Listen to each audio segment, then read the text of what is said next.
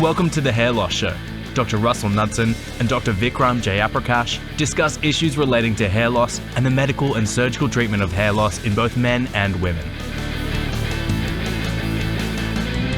Hi everyone, my name is Dr. Vikram Jayaprakash and welcome to the Hair Loss Show, episode number 40.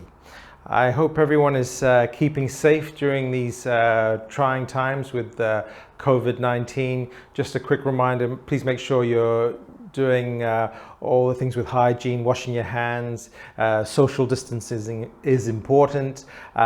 Please make sure you comply with all those regulations. I know it's a difficult time and it's impacted all of us at various different levels, but hopefully you're keeping your chin up and we'll get through the whole thing.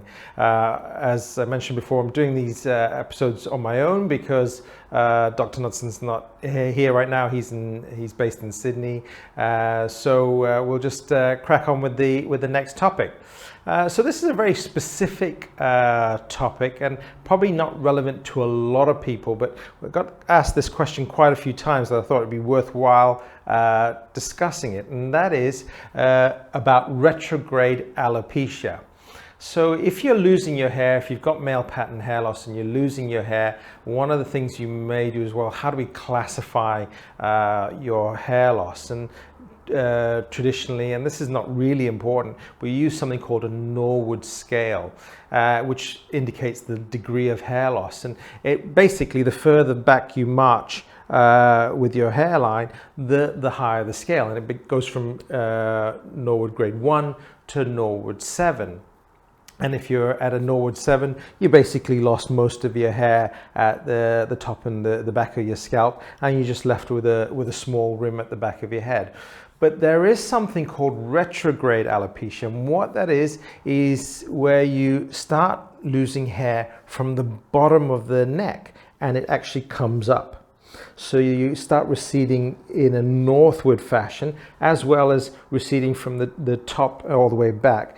And so actually what it does, the implication there, and it's usually people that end up with a Norwood 7, that they're getting retrograde alopecia. But what the implication is that those individuals, the actual safe donor area, if you are going to be considered for as a surgical candidate, has now become smaller, because that area at the bottom, which you potentially may be using as a harvest area with FUE, that may not be appropriate, because that's now genetically determined for you to lose that hair. So when we're assessing patients, we're always looking, well, what is the density of hair throughout? How does it look in the various parts of the scalp, to give us an idea of how far this may progress. But we also start looking from the back of the neck to see if there's early signs of miniaturization at the bottom of the neck, which will suggest something called retrograde alopecia, where you're losing hair and actually balding from the neck upwards. The treatment is exactly the same. You'd manage it the same way you would regardless of what form of male pattern hair loss you had. So things like stimulation therapy with minoxidil, or low-level laser therapy, or PRP, and blocker therapy with finasteride or dutasteride, perfectly appropriate in all cases, but it's something to look out for.